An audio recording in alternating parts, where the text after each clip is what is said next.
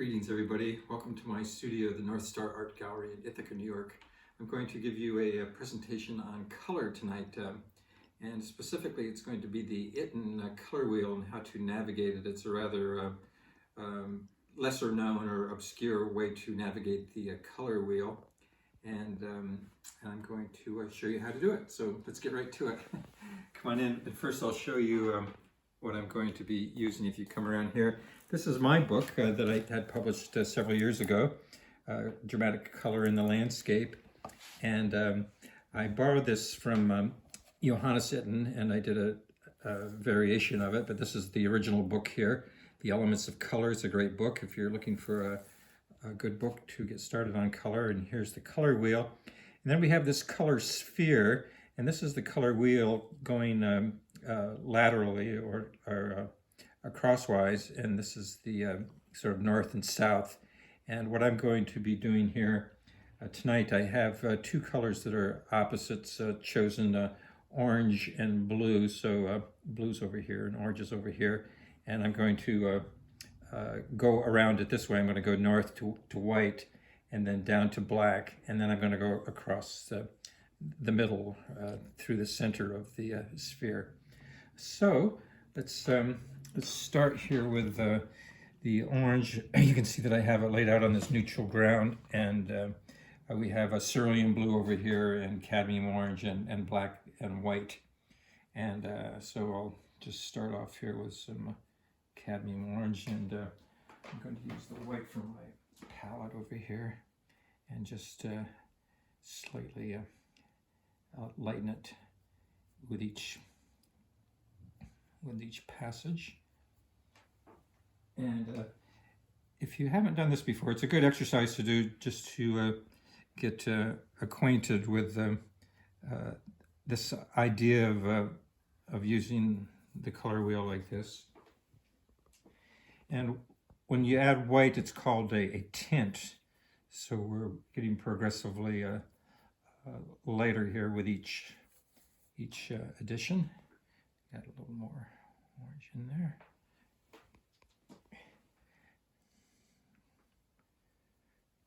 And so you want to have a definite graduation of value with each one, going progressively lighter here until we get to white. So that's just about what I wanted to do right there. A nice graduation of tone, of value, going towards a tint. When you lighten any color with white, you get a tint. And then the opposite of that is getting a shade. And so I'm going to go this way. I'm going to clean up my brush here with a little turpentine on the rag. And so I'll put the orange here, the cadmium orange, and then just a touch of black in there. It might be a little bit too much, but I guess that should be okay. And then another one here, just a little bit more. There we go. So, like I said, this is called going to a shade. I guess that wants to be in the middle there. And that's just kind of neutralized right there, that color swatch.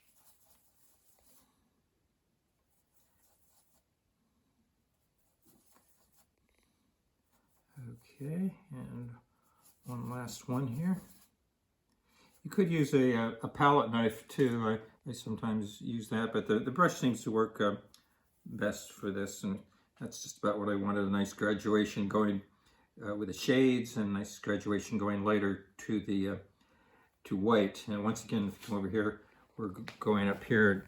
This is like the globe with longitude lines, and this is latitude lines here. So we're going up to the North Pole, and then I've already done going down to blue on the side, and then with tints here and going darker with shades. Now I'm going to go through the center of the globe here with both the pure colors of blue and orange, and I'll see how it works out here. Whoops, that's a little too much black in there. I should clean my brush out a little bit, but I think we can still make it work here with just a little bit of blue there. Okay, and then another one here. A bit more blue. I'm going to put a little bit more orange in this first one, just to make it a little bit better. Graduation, that's a little closer to what I want there. Okay.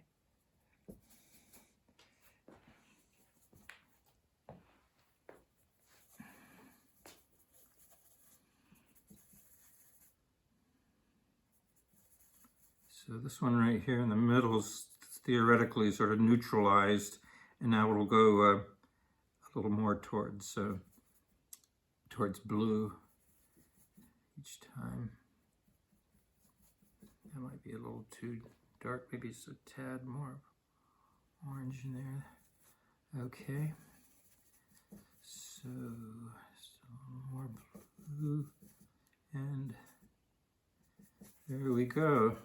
So there's going through the center of the color sphere. It's just a way to get acquainted with how to navigate the color wheel and a new concept. Most people don't think of the color wheel in terms of a color sphere. So it's a way to conceive of the color wheel. And I'm going to turn it around here now. And what I have down here are several ways to think about mixing gray. And what I've done here, rather than just black and white, you want to come in closer here now perhaps. This color that I've mixed up here is a mixture of phthalo green and alizarin crimson. So they're opposite on the color wheel. So I've taken a deep red, it's even darker than what is here, and green, they're opposites on the color wheel. But the colors that I used out of the tube were much darker than you're seeing here on the color wheel. And we have this kind of, it looks like black, but it's actually made with a deep red and a deep green. And then I've progressively added white here. And so what I've done here in this next one, this is going to be an experiment, see what happens. I've added a little more green to the mixture here, and going to see what happens there. So what I'm thinking is going to happen is it's going to be a cooler gray, and the idea that I'm trying to impart here is to get an idea of different temperatures of gray that you can get. So let's see what happens here. Perfect, it's just what I was thinking of. It's a kind of a greenish gray going towards the turquoise, in fact. So this mixture here, once again, is phthalo green and alizarin crimson, and you can also use permanent rose. They're very close together. So it's basically a low chroma green. Whoops, that might be a little too much there. We'll see what happens here. I might have too much white here. Okay. And we're getting a little more minty. It's kind of a turquoise-ish, but low chroma turquoise color here. But it's, if I wanted it to be more gray, I could have mixed more of the alizarin crimson in there, but I just wanted to see what was going to happen with a predominance of green. So if you wanted to modulate that, you could do it by just adding more of the reddish color.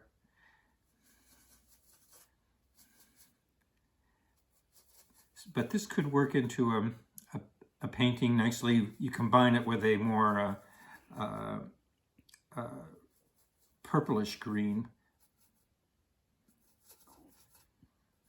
So we have my idea is just to give you different ideas for mixing gray here.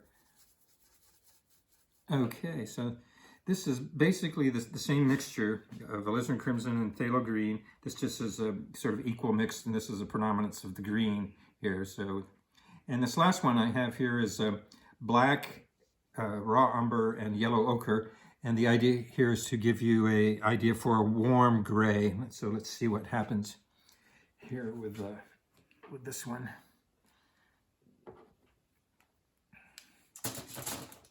Okay, clean out my brush here.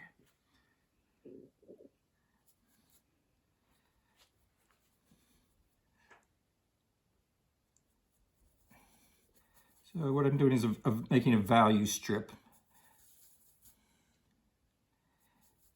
And these could come in very, very handy in a lot of instances. You could think of them as sort of neutrals for a flesh tone sometimes, or a whole variety of things where you'd want a warmer gray.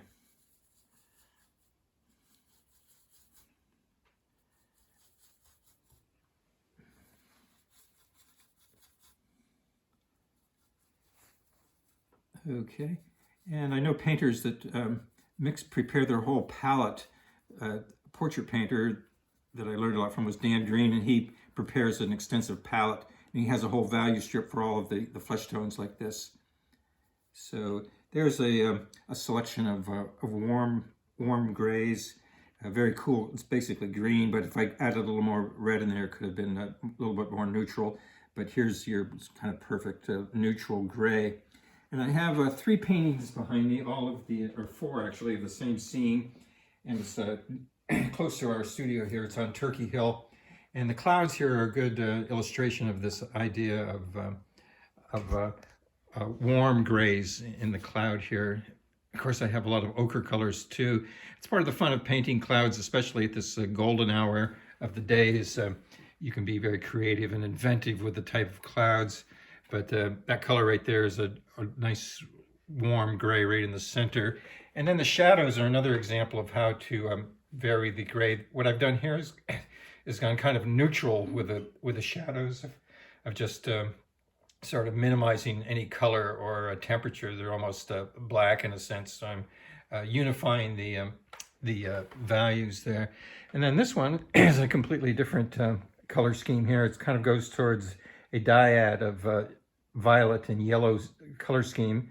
And both of these paintings that I'm showing you here now were demonstrations. The previous one was done out of doors. I guess I did this one on my own actually, but this one was done for a class that I was teaching here. And it's this wonderful landscape just east of Cornell. But the color scheme, you can see that the clouds are done with kind of veering towards lavender and violet and mauve, whereas this one is a neutral gray. And then down here, it's kind of in the shadow here, but I think you can see it, is this same scene. I guess I'll put it up on the easel here. You can see it better. There we go. So it's the same scene with a lot of neutrals, and this was actually a plein air demonstration from one of my classes, and it was an overcast day, but the sun had come out, so the barn became nicely illuminated there, showing the geometry and the slants and angles of the barn roof. But once again, for this purpose of this demonstration, is the variety of grays that are available to us, and this is kind of a neutral color, whereas this one is going towards a lavender. And then I have one more over here on the floor, and this one has these cloud shadows on the road going towards the purplish. So you can be very inventive with shadows and experiment with using different hues. So my purpose here is to show you a variety of ways to get different colors of gray. And I'm going to go back to another color wheel that I did here. This is the recent one, and then I have this other one that I did previously. And what I've done here, if you want to come in close to it, maybe come over here and look at the book here. What I did with the previous one is I went from orange to blue, and on this one I went from violet to a yellow. So you can choose any place. If you're going to do this at home, you could choose green and red or any opposites on the color wheel and do the same. So I've done 2 here. I did orange and blue, and on this one I did violet and yellow. And when I chose the violet, I took one out of the tube. It was a little dark, so I added white to it. It was dioxazine purple, and I probably could have gone a little bit lighter. but for all intents and purposes, it still shows the process here of going navigating the Itten color wheel, going through the wheel and then going north to white and south to black. And what I've done here, this is particularly relevant to skin tones, and this is also derived from Dan Green, is taking an interesting combination of opposites of alizarin crimson and phthalo green also, and then adding, instead of adding white, adding cadmium yellow medium to each progressive. And the sweet zones for me are kind of right in here, because these are nice rust colored and sort of going towards very subdued browns. And I have one other one here I'm going to demonstrate. This will be an experiment.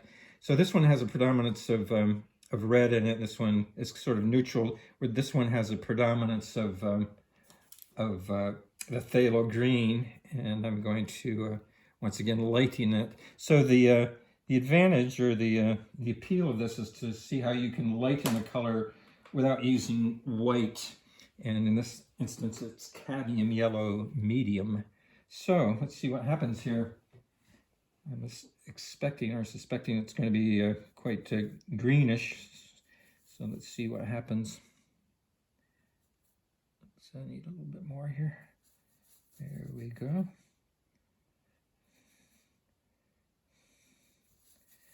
Okay, there's one step yet. But it's kind of a subdued, low chroma green. And these could come in handy at some point. You never know. It's kind of resembling a color that you get right out of the tube, which is chromium oxide green. It's a great color for landscapes. I use it quite a bit. It's a warm green.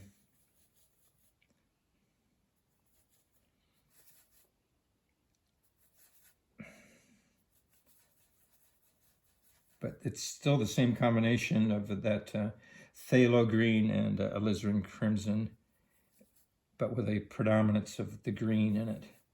Okay.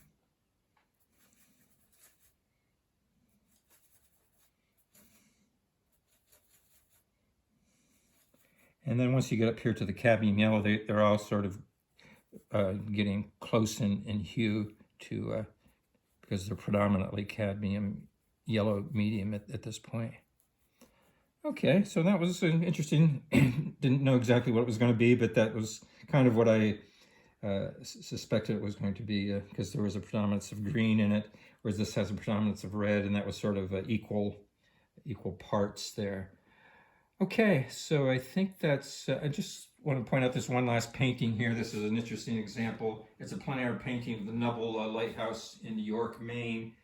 And it was done plein air and then finished up here in the studio. But what I wanted to point out here is the clouds, which are done in kind of a lavenderish going towards the violet rather than a neutral. And then the light part of the clouds is a kind of a muted gold. Okay, so that completes my little color demonstration here. I hope it's given you some ideas about getting different types of grays and navigating this color wheel. And if you haven't read my book, get my book. It has all kinds of great demonstrations in it, and of course the Itten book. So I hope this inspires you and gives you some great ideas.